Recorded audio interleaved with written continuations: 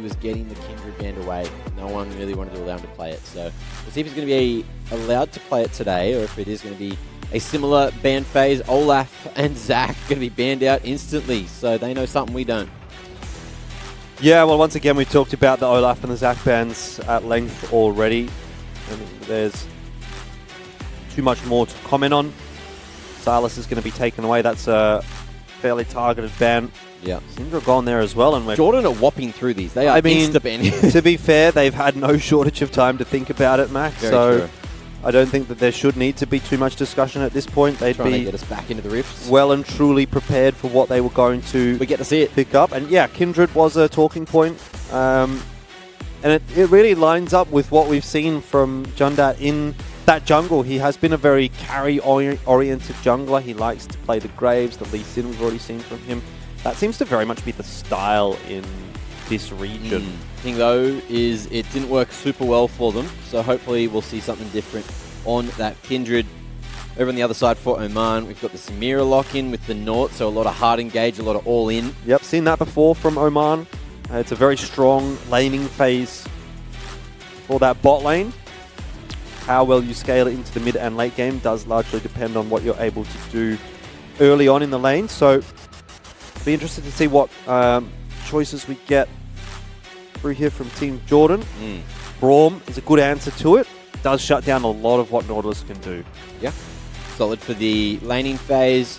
Makes living in that bot lane slightly more safe. And of course, if you get that stun off with the passive, everyone's happy. Or at least everyone's happy that's hit those stuns or worked up to it. Now, what are we going to see Invincible going for? Are we going to see the ADC? It will be Xayah. So looking to operate backwards, looking to operate at range for a lot of damage. A lot of heavy AD coming through with the Kindred with that Xayah as well. And on the other side, are we going to see a jungle locked in, or will they send a pick priority to top or bot? Or top or mid, rather. Yeah, certainly going to be looking for a AP heavy mid and top lane, or at least one of. Yeah. Coming through for Team Jordan. Well, you know, they have been trying to focus that for Invincible. Saw that Veigar come through. I feel like he was targeted at a few points in those picks. But we are going to see the Wukong locked in. So let's see if we are going to get some insta-bans again. Get us into that next pick phase. But what's it going to be? A couple of mid-bans coming through, a couple of top bans coming through. But where do they send them? Kali going to be the initial ban there from Oman. Okay. Another champion that they want to be dealing with. I think Gwen here wouldn't be a bad ban to come through from Oman again. Just to kind of restrict those AP options up in the top lane. Certainly could be something important to do. Malphite going to be taken out, so less of a wombo combo for Oman to play with. What's the next one on the agenda? There you go. So they have certainly echoed your sentiment with that Gwen ban coming through, and what is going to be the final ban for Team Jordan. Looks like they are trying to focus on the top lane, trying to help get Zero ahead. But what do they remove here to try to make that happen? If they've gotten rid of the Malphite, maybe getting rid of Sion is another option for them. Ornhorn, like for like, I suppose. Straight out of there. No crazy knock-ups coming through. So I would say the natural choice here for Oman would probably be a Sion to get picked right here.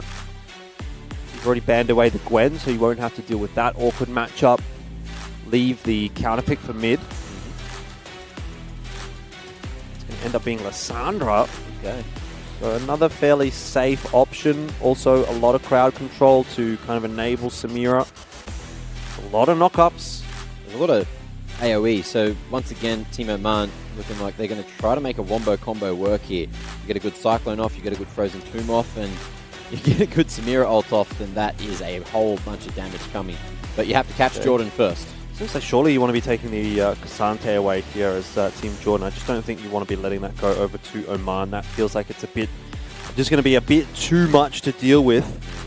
You have the double ADC setup. I'm not too sure how the Orianna really fits into this composition, Mac. I think looking at it, there's not really too much to enable it. And ultimately, now that we do have that Camille selected, does give you a little bit of a better insight. She's obviously quite a dive-heavy champion can be a ball carrier for that Orianna. A lot of split push too. Otherwise, initially did kind of look like this was just going to be a straight up front to back, stand behind the Braum, stand on top of the Lamp of Spite, and try to play backwards rather than forwards. But Team Jordan do now have a couple of options for that. And yeah, they do give over the Cassante.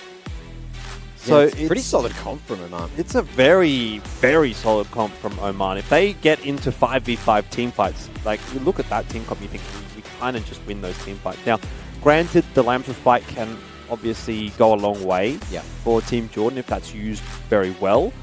But just in terms of an all-out 5v5, I'm really favoring Oman's draft here. And I don't know how important that is necessarily, because the matches that we've been watching so far here... We have seen some very good drafts and some, unfortunately, poor play. Well, also what I was going to say is they were just messy games. We're not really seeing, you know, the dances around the Dragon Pit and the Baron Pit that you would normally expect.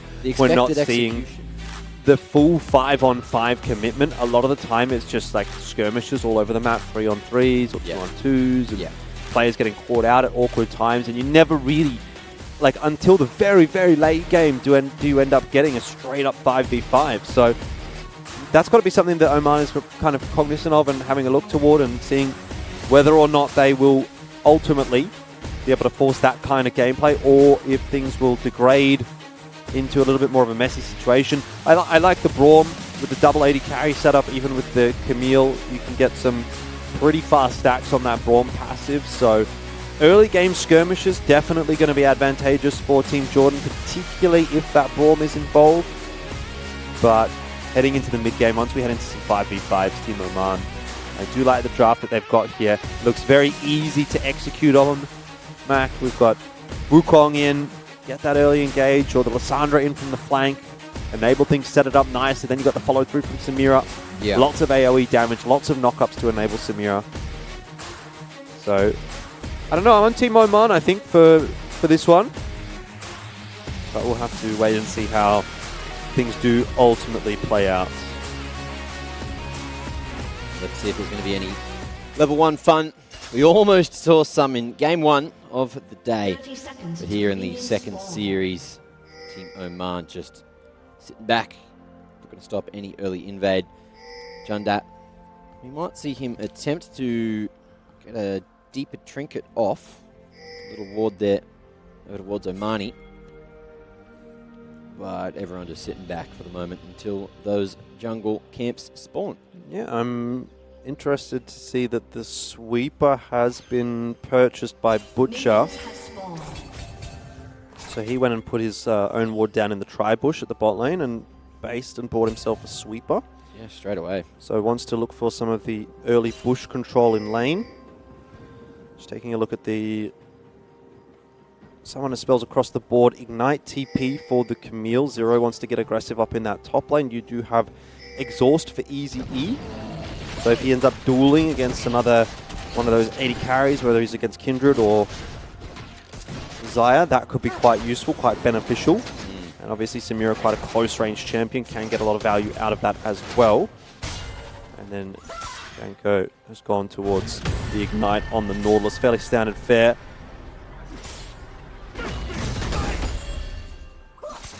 It's just going to be a slow approach up top. Bit of damage already traded here at mid, and Marnie and Invincible to control this lane. Invincible, a little bit more mana to play with there, but of course there is that volatile potion for Imani, so should be able to have a little bit more funny. And Zero, going to go straight on them on the level 2 pinging. Speaking of, over towards bot side, looks like it is just going to be a slower approach from Casper and Butcher, as they will hit level 2 first, but they are searching for something. Deep ward, maybe. Just getting out of vision.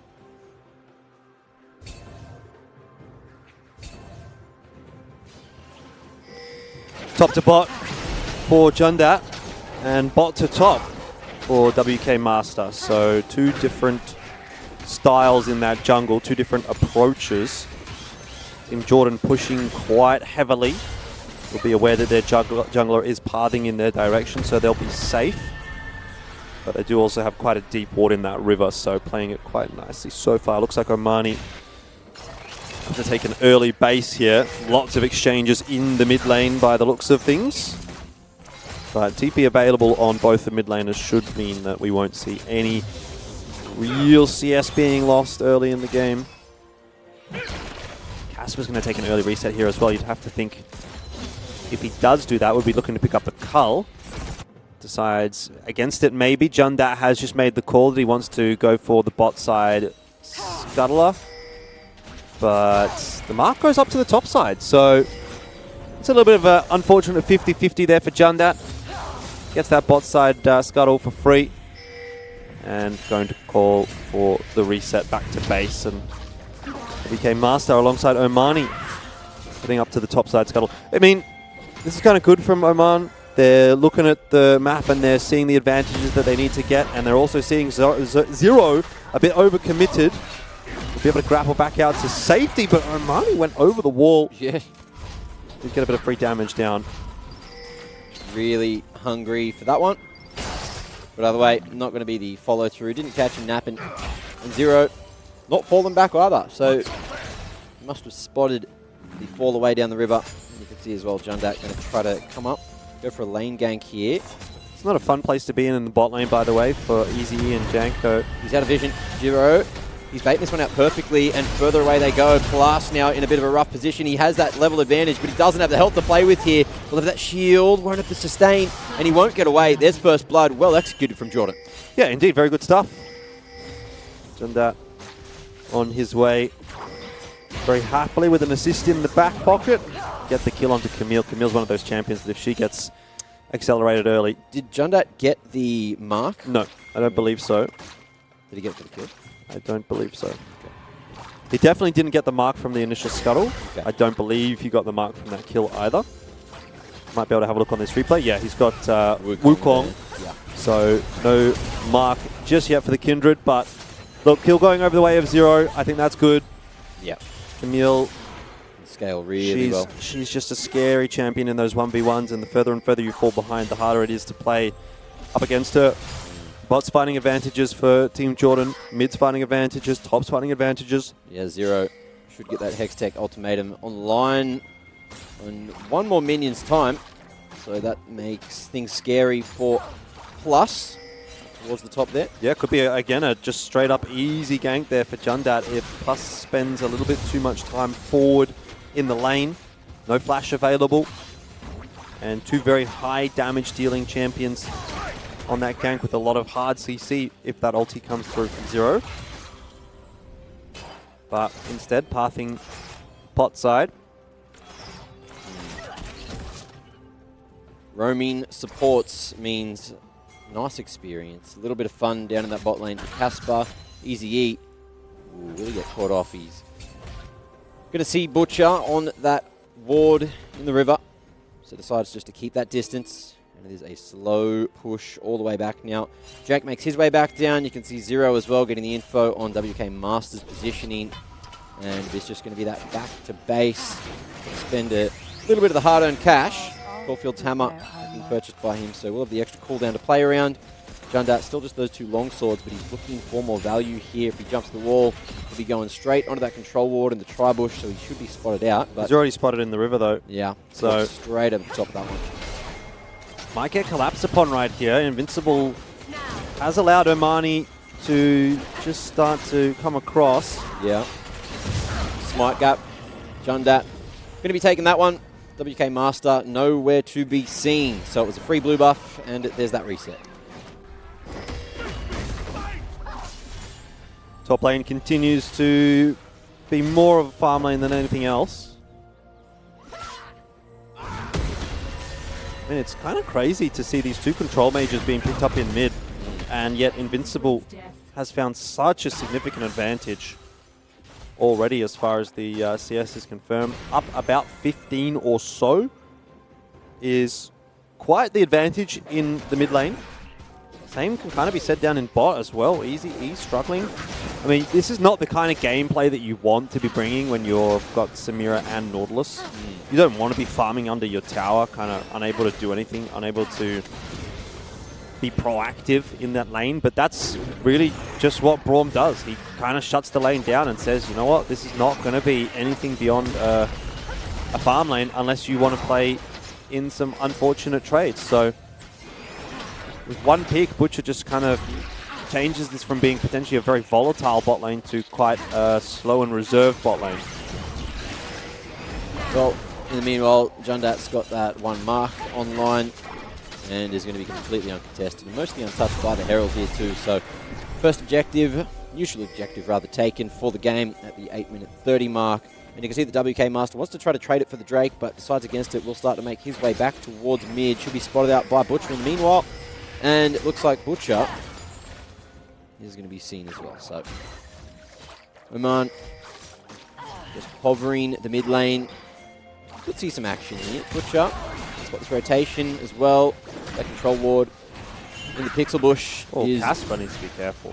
Getting a lot of information. It's going to be the 4-on-2 if they do commit to the Drake, but Team Oman able just to walk away here, and Team Jordan, they're going to set their sights on the Drake. Yeah, they'll get it for free as well. Oman not really interested, fair enough. Your mid laner is half HP and out of mana. Does make it hard to contest in this fight, even if it were to be 4v4. It's kind of like a fake 4v4 in that sense. So a bit of a better timing for Team Jordan to go for that Drake, and much slower game playing out at the moment, Mac, than what we saw in the previous. And starting to favor Team Jordan pretty substantially. They're up about 2k gold, 2.5k gold. Yeah. WK Master just denying this mark for Jundat again. And just playing the minigame a little bit better than the Kindred. But you can see Jundat already off to the races with that assist on the board, already a little bit of a gap in terms of the CS. And has had that successful invade as well. So there's a little gap. Invincible could be in trouble here. Yeah, well, goes too far forward. I mean, Oman will have to be very good with their CC chain because Invincible does have flash. There it is. They're going for it. Invincible, nice flash to get away from the first one. Frozen Tomb going to be invested. That's a lot of damage. That's a huge amount of damage, and Invincible should just be able to fall here. Yep. And that's the danger when you're playing against the Lissandra and the Wukong. That's exactly what they can do. They can lock you down for so long that even though they're not necessarily the most high burst champions, they will still get the job done in the end. They'll keep you there long enough to get tickled to death. If they chain their CC well, which they did, Frozen Tomb into Cyclone, into Lissandra W, you're not going anywhere for a good 5 or 6 seconds. Good communication, good coordination, something that seems to have been lacking for a few of the games we saw yesterday. But so far, so good right here. Team Oman just tucking under the turret and hoping that they can get a reset off as the wave resets. It's starting to become quite the painful bot lane for Oman. Down 20 CS, also a couple of turret plates lost, and they're going to lose even more CS right here, lose another turret plate. Take a look back at the replay, very well played by Team Oman. Perfect chain CC, and even though Invincible's able to hit a nice shockwave, it's really irrelevant at that point. Had to kind of just not be there in the end. Yeah. Well, a bit of action happening over towards this bot lane. Looks like TP is going to be invested. Camille wants to get involved. S+, what's he going to be able to do here? Butcher just falling away. It looks like Team Jordan, they don't want this at all. Oman just taking names. Jundat slain, and now WK Master as well, trying to just run down Invincible. Team Jordan, just like that, are going to be on the back foot. We are going to see Oriana at least snatch one before hitting the grave. And it is a 2-4-1 trade in the end, so Team Oman going to be very happy with that tournament. Yeah, finding some disadvantages in mid and in the top side of the map at this point in time. I mean, I'm looking now towards Team Jordan to start to try to play around bot. Casper is very far ahead of his counterpart, Easy E. And Butcher also quite solid in this bot lane. Oh, those feathers. Going to get the stun across, and there's going to be another restun onto Janko. Oh. Yes, he does a good job with that Spider-Man hook and the re-engage from Easy E. Ult's online, but he's got stunned in the worst damn position, and Jank's about to fall off the back of it. So Team Oman, they thought that they had an advantage. They had one good fight, but just like that, it's all for nothing. Well, that's just the problem of playing those prolonged fights against the Braum. Speaking of prolonged fights, we got another skirmish over towards mid. Zero, going to try to get away. Will be able to escape with the hook shot. And it looks like S Plus is not going to be able to chase him down. So that mobility keeps Zero alive, keeps him deathless for the meantime. Team Jordan looking like they almost made some mistakes, but they are going to at least take that Raptor camp, get a little bit more CS here, a little bit more CS there, and still manage to take to a 3K lead. Yeah, definitely still 4K lead. trading effectively, and the big issue for Oman at the moment, Mac, is just their CS difference. That is where the goal differential is coming from. It's not from the kills necessarily. Yeah. I mean, look, one tower as well for Team Jordan. That definitely plays into factor as well. Having a look back at the bot fight, just a bit of an overextension from Oman right here. That Nautilus was definitely dead. Yeah. But Easy E probably could have got out. Conversation might have been, hey, we can try to turn this, but at the end of the day, the Nautilus has used the hook to get out. He's already on half HP. Doesn't really have any way to have a meaningful impact on that fight, especially when the Braum door is up right in front of him. So it kind of turns into two-on-ones. Yeah, it feels like that they weren't focused as well. The Braum passive was able to get those stuns off so well, which just immobilizes you so terribly. Yep, exactly. And you just get run down in a lane like that when you're up against a Braum. Yeah. All plates down now. That 14-minute mark, and Zero wants this fight. However, gamer mode goes online. S Plus wants it. Zero now could be in trouble. Already used the hook shot, but who's going to be able to win this one? Looks like the extra armor is enough for S Plus to take the solo bolo. Yeah, just needed one more Q in there as Zero, but couldn't quite get it in time, and so S Plus finding that advantage and being able to push the top wave in. In response, Team Jordan will turn their attention toward the Dragon. They do feel they have the advantage on the bot side of the map, and I don't necessarily disagree, but it is a big wombo combo available for Oman. Yeah, WK Master is certainly here. He has no flash, but he does have a smite, and they're going to put full attention onto the Chemtech Drake. But now in comes the Cyclone. WK Master, can he set it up enough? Easy E. Oh, not going to get enough done. Will be in the Lamb's respite, so he's alive at the moment. But now everyone's falling, and that was great setup from Team Jordan. They'll walk away untouched. Yeah, that wombo combo just not quite executed well enough, and you do see how strong the Lamb's respite is as well in shutting it down. It should be too easy for Oman. They get the Lysandra W onto 4 members. Yeah. She's in there on the Frozen Tomb, all happy days. Cyclone in on top of that, but Kindred ulti comes straight on down. Even Easy E had a nice flank into the fight, but just not enough damage across the board right there for Oman, and they do get wiped. The feathers were so good from Casper as well. Just look at the ultimate that he dropped down. Here's the engage I'm talking about. It was actually 3 members caught in that W. Great stuff. I mean, Master just a little bit too late with the Cyclone, was too focused on the Dragon. Easy E comes in on the flanks, but Lamb's respite down and no one can die. Casper autoing for free in the back line, gets a huge range of feathers and pulls them all back through the entire Oman team.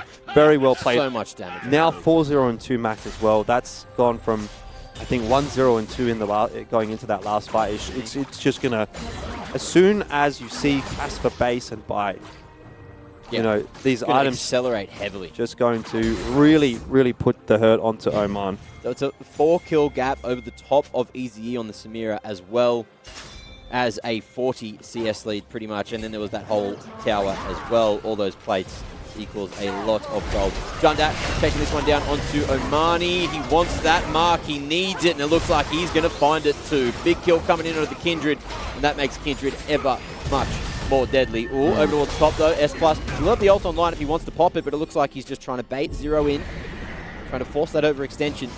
Rip Herald in the bot lane, and Casper finds the solo kill. What's going on? Yeah, we're 16 minutes into the game. The 80 carries are solo killing one another, basically in the jungle. Featherstorm as well. Not enough to finish off Jank. Casper respects the tower. They get an inhib here if they want it. Yeah, not quite a dancing Shelly, but that's going to chunk it right on down. And where's the response? Surely there's an answer there. Surely you just finish off the inhib. No, well, it's one of those, again, it's a little bit of a fallacy. It's a bit of a noob trap sometimes, Mac. If you do take the inhib down really early in the game, it generally doesn't affect the game state all that much, and it ends up just meaning that you have this slow push into your base of creeps. You don't have to walk out of the lane too much to farm, to get into an awkward position, so it does sort of enable the team that's behind to come back in via the way of farm. Okay. So you just weaken it instead. You just get ready to sync it up you know, later. It's definitely a problem having an open inhibitor at this point in time, but Team Jordan, they don't want to give Oman that way back in. So they're just happy to keep it up for the moment. maybe shove in that mid tower, and if they can guarantee 2 inhibs down, then yeah, then they're going to go for it. But right now, just play that slow and steady start. They don't need to do anything too risky just yet. It's a bit of a shame that that gold gap is so large already, because we really liked what we saw from Team Oman. There were some great answers at certain points in the game, but it just feels like Team Jordan able to execute that wombo combo a few times. 2-on-1 now over towards that top lane. S+ has no tower to play around. He still has a teammate coming on in. It is going to be Omani looking to fight here. We'll close that gap, we'll close that distance, and now, you can see Jundat and Invincible, they were walking away, but they know that they've got reinforcements on the way. Frozen Tomb going to do big damage on a Jundat, who still has the Lamb's Respite to play around, so he's not too worried, he's not too phased. Team Oman now on the back foot. Easy E going to be the front line right now. That's not where Easy E wants to be, but he's going to jump on straight in. Trying to get the ult online, but that Lamb's Respite again. Is it going to be enough? Easy E heals up a Storm. Is going to be able to get the shutdown on to Jundat. And in the meanwhile as well, WK Master going to be jumping in, trying to get that Cyclone onto Casper, who as much damage as possible. He's got the huge bounty on his head, so he's going to be high priority. Zero looking to be the front line there on the Camille, just hookshotting to safety. It's a possibility, but S+ gets the ult online just in time. And now Team Jordan, when things look so good, they get wiped. Yeah, not clean at all for Team Jordan. I got to say, it wasn't super clean for Oman either. I felt like maybe the communication wasn't quite there for Oman, but Easy E decides to live that Samira life. Just send it, you know, get the resets, get the kills. We'll take a look at the replay and I'll talk you through it. I mean, at this point I'm thinking, oh dear, this does not look good. Easy E commits on his own. You can see Plus and Lysandra, they both are recalling. They don't want a bar of this fight, but they notice, they recognize that the fight's actually turning around. Easy E saw the angle, made it work, made it happen, and Oman have a way back into this game now. Just a very awkward, mistimed fight on both sides, but one individual play for Oman. And maybe they're back in the discussion here just a little bit. Getting some bounty towers as well. Dragon goes their way too, and this is the trickle for Jordan that they don't want. Okay, Omani falls at that moment, and now we're going to see as well Braum to follow. So it's going to be a 1-for-1 trade. You've lost your mid laner. It's a support. It's a 2-for-1 actually. Jundat in the meanwhile has fallen down, which is why they committed to going for the Drake, getting the Ocean Drake early. If you can get a soul with 3 of those, mate, Team Omani might be able to live through to the late game.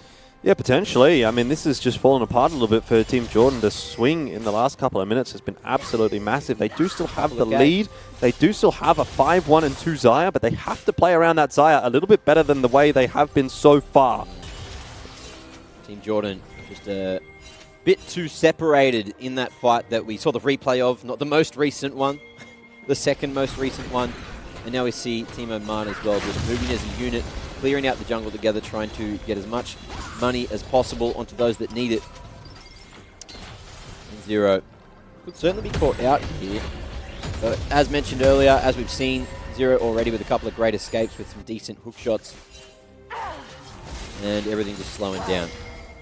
Team Oman just farming up, shoving the lanes, and looking to prepare for the vision game. You can see there's a lot of wards over towards the top side there. Thinking about keeping eyes on the Baron, which spawned a minute and a half ago. And if they can get one more good team fight up against Team Jordan, then that's the Baron falling. Very much hanging in the balance at the moment now, isn't it? Yeah. Key points of difference for Team Jordan is going to be keeping that Xayah alive. The Xayah survives late into the fight, then they should be able to win it. But if Xayah gets deleted, you know, if she overextends a little bit, gets Frozen Tombed, Cycloned, obviously, you know, she does have a lot of escape tools and she has a lot of assistance with that Braum door, but if you do make the mistake as the Xayah, you won't get the opportunity to use the Featherstorm or the Flash and the Ghost. You'll just die. You'll be CC locked to death. So that's the goal for Oman.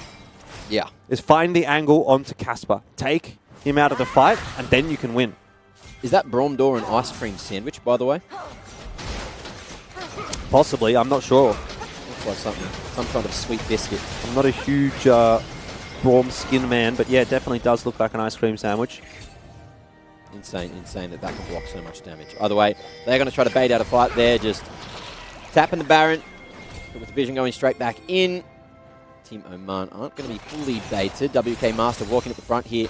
He's does have that Cyclone online, could potentially catch any of these members out. Casper not too far away, and that's a huge damage source, but now we're going to see Jank potentially caught out. Is going to go straight on in, and some flight available. Let's see if it's going to be used in time. Casper just moving backwards. That's a good rip, good route on a few of the Oman members, but all those blue health bars are crumbling, and the red team feels untouched right now. Team Oman farming, 0 coming through, and that's going to be a double kill for Easy E before he falls. Invincible all on his own, and Casper, he got out of there early. He already used that Featherstorm, and now he's going to try and make something happen in a 1v3. You ain't getting out of there. That's the ace. That is perfect from Team Oman. Only Easy E falling, and that should be the Baron from here. Yeah, most definitely. This game really has taken a darker turn for Team Jordan. They still lead in the gold by 3K, but it does not feel like it at the moment. Breakpoints being hit for Oman, confidence being at an all-time high, and Mac, the draft just looking a little bit better as well across the board as we get into those mid-game team fights. Yeah. We highlighted that in the draft. If we see 5v5s, Oman, they have the better composition for that kind of game.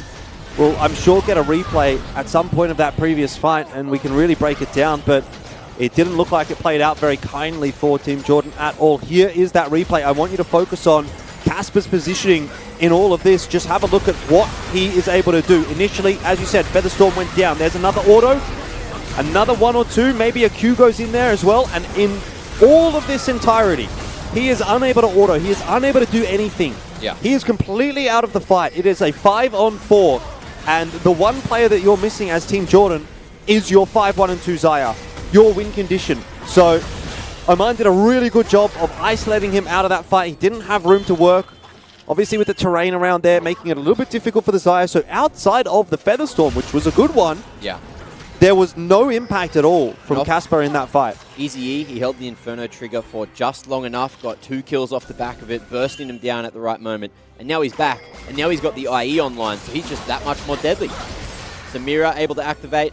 Team Jordan, they're going to try and get as many advantages as they can, shove out mid-wave, maybe try to play around the Drake that's spawning. They've got the mid-prio, S-Plus, going to get caught off. He will be able to ult if he wants to, but he's falling. So that makes things that little more difficult. Team Oman, though, able to get another Drake. Now Soul Point can be threatened, but in the meanwhile, they know that there's many members over towards the Drake, and that means top lane's free. Yeah, look, I mean, at the end of the day, not the worst of trades for Oman. It's a little bit awkward, as you say, that S-Plus does go down there, but sometimes you just get caught by a death bush. Oman now on Soul Point, so the pressure is definitely back on the shoulders of Team Jordan. Easy E, this is not where you want to be going down. At all. They were just all there. That is a huge mistake to be making at this point in time. That relieves all the pressure, right? Oman have Baron. They want to try to use this power play to come back into the game, and now they've lost their 80 carry for another 30 seconds. They don't get to do anything with the Baron. 4v5, you can't push out. You just lose a lot of that damage. In the meanwhile as well, I believe Jundat's been doing a pretty good job at farming up those marks. So the more range he gets to play with, the more dangerous the game gets for Team Oman. 3 items slippery he is. Completed for the mid laner and the 80 carry of Team Jordan. So big breakpoints being hit. This wouldn't be the worst of times to fight. You still have the item advantage over your opponents, but you need to find a way to facilitate this fight for Casper in particular. Probably the best case scenario is you put the ball on Zero. He gets a good engage, dives in on top of Easy E, and is able to enable the shockwave to come through. And then you have Jundat and Casper playing behind Butcher. But this looks like it should be a free kill for Oman. Out. Should be cancelled. And killed the shockwave big, but look, no answer for it. Immediate response though from Team Jordan in mid. Just going to push their way in there. Casper will get a bit of free time to hit this tower, clear the wave. It really is only the Nautilus there, but he's going to get scared off, and they'll turn their attention toward bot lane where S-Plus has overcommitted. Flashes. Ooh, goes gamer mode. It has a few members coming to try and save him. If he can live long enough, then this could be terrible for Team Jordan, but he won't be able to live in S-Plus. Not able to soak enough damage. He soaks too much. However you look at it, it's no good at all, and now might be the time to take that inhib and take a little bit more. WK Master not going to be able to run away from Jundat, who is chasing him down. He needs to get into the fountain. He will just in time. Jank and Easy E as well just have to give a lot of the base now. They don't have that frontliner. Yeah, 30 seconds. Few question mark pings going over to that Lissandra, who's still in the side lane. That is just going to give up an inhibitor, maybe even a second as well. This is finally back in the mix here, but what do you trade for that one tower in top? You trade your inhibitor in the side lane, and once again, the swing is back in favor of Team Jordan. Macro play has been missing a little bit for Oman. See what they're going to be capable of. Omani very hungry to farm up a storm. He now has a CS lead, but at what cost, right? He's pushing, he's shoving, he's hungry.